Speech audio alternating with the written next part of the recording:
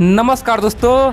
इसी सप्ताह दुनिया के तमाम बड़े बड़े अखबार और दुनिया के तमाम बड़े बड़े थिंक केवल भारत का ही तारीफ किया और सबने कहा कि सोता हुआ शेख जाग गया, यानी कि भारत के बारे में सबने बोला कि सोता हुआ शेर जाग गया और चीन को दौड़ा दौड़ा के पीटा, यानी कि गीदड़ चीन को दौड़ा दौड़ा के भगाया। दोस्तों भारत का सब तारीफ किया, लेकिन यहाँ पे सबने भारत को चेताया। सबने बोला कि भारत सरकार यहाँ पे सतर्क रहे। चीन का हालत अब घायल कुत्ते के जैसा हो गया है। घायल कुत्ता कभी भी कुछ कर सकता है। चीन अब पूरी तरह से पगला गया है। जब पागल कुत्ता होता है तो कुछ भी करता है, उसी प्रकार से चीन अब हरकत करने लगा है। तो इसीलिए भारत सरकार को अब सतर्क होना चाहिए, नहीं तो आने वाले समय में जिस प्रकार से 1962 में भारत को बड़ा धोखा मिला था, इससे कहीं बड़ा धोखा अब शी जिनपिंग देगा। दोस्तों दुनिया के तमाम बड़े बड़े थिंक टैंक, तमाम बुद्धिजीवी और तमाम अखबार ने केवल यही बोला कि भारत को अब सतर्क होना चाहिए। खासतौर पर दोस्तों दुनिया के तमाम बड़े बड़े अखबार ने भी यही बात बोला। खासतौर पे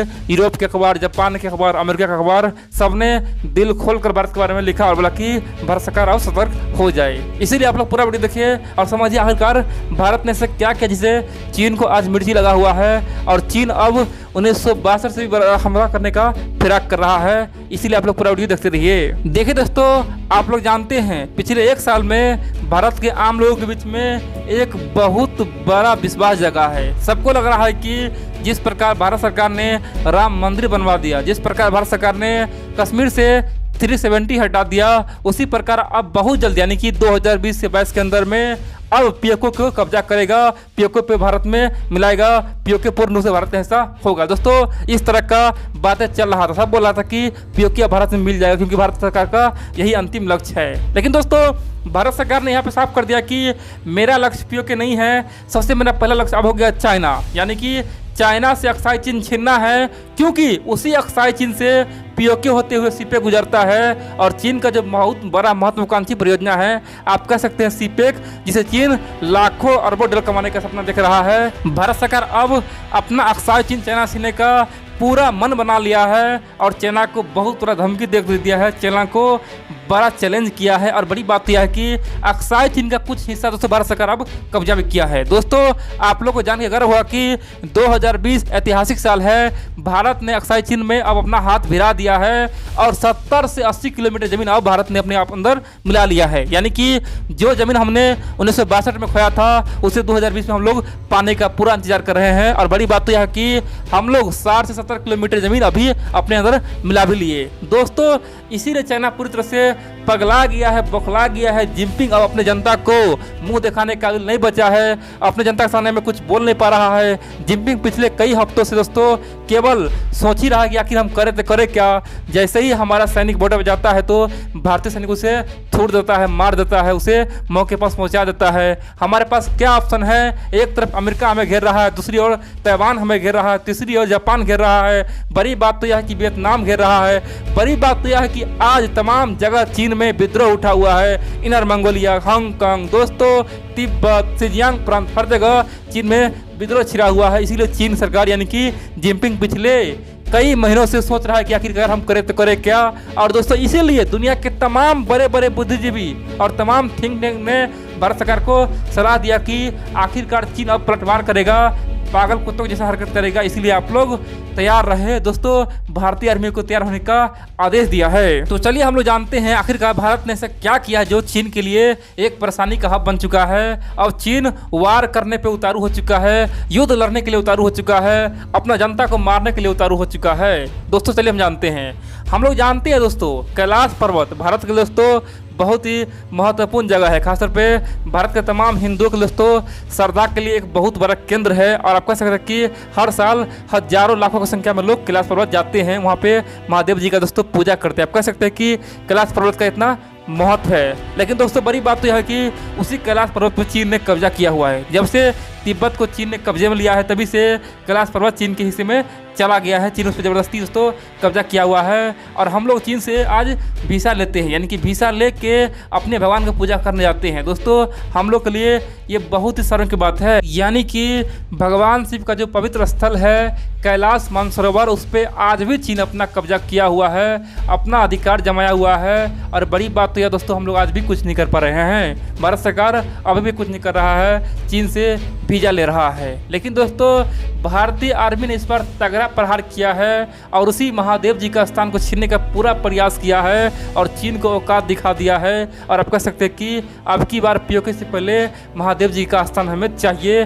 दोस्तों उसी के लिए भारत ने कैलाश पर्वत श्रृंखला पे कब्जा किया है। आप कह सकते हैं कि जिस रास्ते हम लोग कैलाश मानसरोवर झील में पहुंचते हैं, दोस्तों जिस रास्ते हम लोग कैलाश मानसरोवर झील में पहुंचते हैं जहां महादेव जी का पवित्र स्थल है, उससे पहले दोस्तों एक रास्ता जिसका नाम है कैलाश पर्वत श्रृंखला, यानी कि उसी रास्ते हुए लाखों श्रद्धालु तिब्बत जाते हैं महादेव जी का पूजा करने, यानी कि कैलाश मानसरोवर।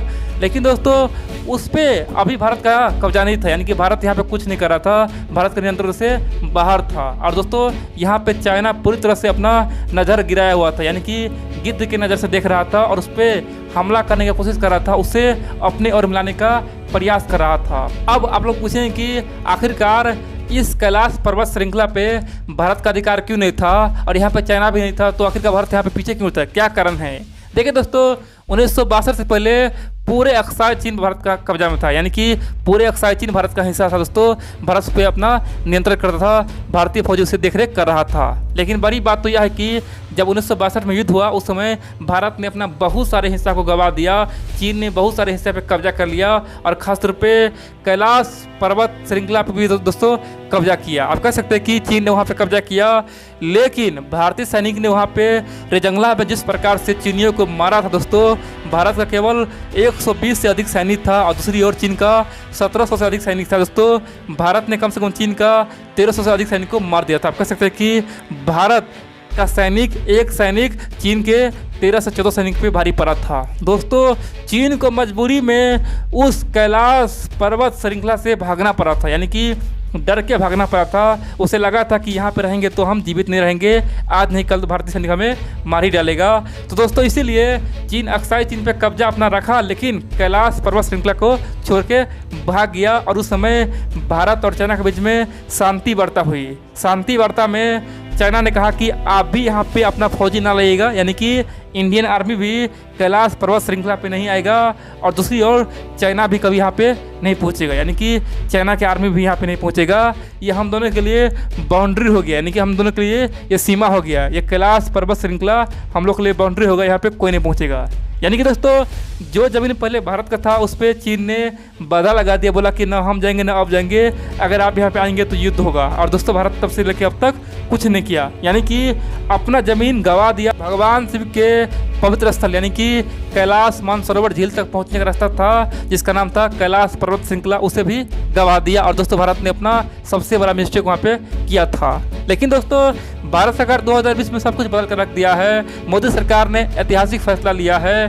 बड़ी बात तो यह है कि चीन के एक और दोस्तों आप कह सकते हैं प्रोपेगेंडा वीडियो आ रहा है। चीन सरकार रोज टैंक उतार रहा है, रोज मिसाइल दागने का प्रयास कर रहा है, रोज भारत को धमकी दे रहा है। ग्लोबल टाइम्स रोज भारत को धमकी दे रहा था, बोल रहा था कि भारत के साथ ये करेंगे, भारतीय आर्मी चीनी आर्मी युद्ध होगा तो चीन बहुत आगे रहेगा, भारत पीछे रहेगा, भारत हार जाएगा, हमारे सामने में टिक नहीं पाएगा, हम चारों ओर से हमला करेंगे। एक और हमारा पाकिस्तान मित्र है, नेपाल मित्र है, हम सब मिलकर भारत को हरा देंगे। दोस्तों इस तरह का प्रोपेगेंडा वीडियो फैला रहा था। लेकिन दूसरी ओर भारत सरकार ने एक्शन लिया है, भारतीय आर्मी ने एक्शन लिया।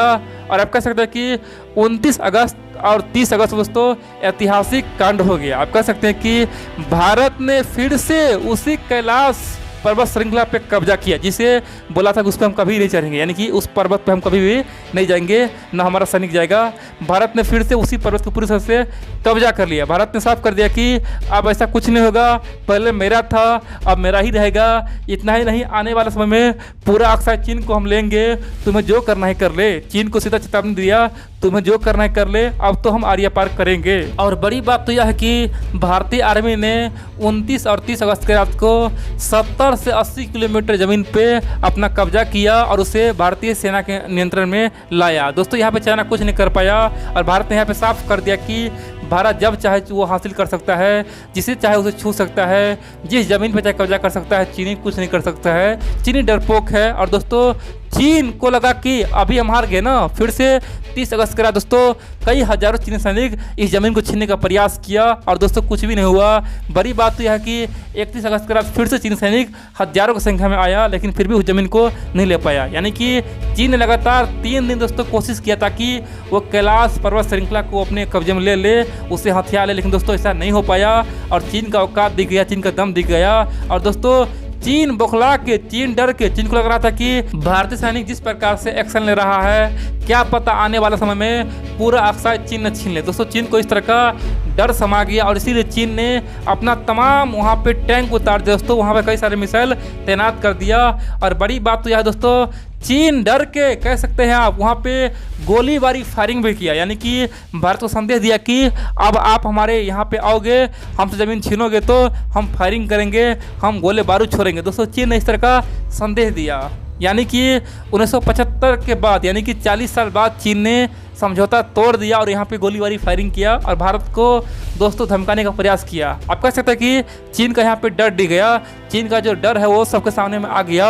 और यही बात दुनिया के तमाम थिंक टैंक कह रहा है, तमाम बुद्धिजीवी कह रहा है, तमाम मीडिया कह रहा है कि भारत ने चीन का अच्छा से इलाज किया है, मरम्मत किया है, चीन का औकात ही दिखा दिया है दोस्तों। और इसीलिए दुनिया के तमाम थिंक टैंक बोल रहा है कि भारत सरकार अब सतर्क रहे, चीन सरकार कुछ बड़ा कर सकता है। खासतौर पे जिनपिंग को अपना सत्ता गंवाने का डर हो रहा है, जिस प्रकार से चीन में विद्रोह उठा हुआ जिनपिंग को भगाने के लिए। इसीलिए जिनपिंग सरकार अपनी जनता का मूड बदलने के लिए, सबको ध्यान भटकाने के लिए, सबके अंदर देशभक्ति जगाने के लिए भारत पे हमला बोल सकता है और हो सकता है भारत को जमीन छीनने का प्रयास कर सकता है। लेकिन दोस्तों ऐसा संभव किसी को लग नहीं रहा। सब बोल रहा है कि हो सकता है चीन ऐसा प्रयास करे, हो सकता है भारतीय सैनिक का बहुत क्षति हो, यहाँ पे चीनी का भी बहुत क्षति होगा, लेकिन इस बार चाइना कुछ ले नहीं पाएगा क्योंकि इस बार मोदी की सत्ता है और मोदी किसी से ले तो लेता लेकिन देता बिल्कुल नहीं है। तो इसीलिए दोस्तों सबने कहा कि केवल भारत सतर्क रहे, अपना नुकसान होने से बचे। चीन अगर हमला करेगा तो आप भी हमला उस पर करें और चीन को ठोकाई करके ही भगाए। दोस्तों इस तरह का तारीफ पूरी दुनिया आज कर रहा है।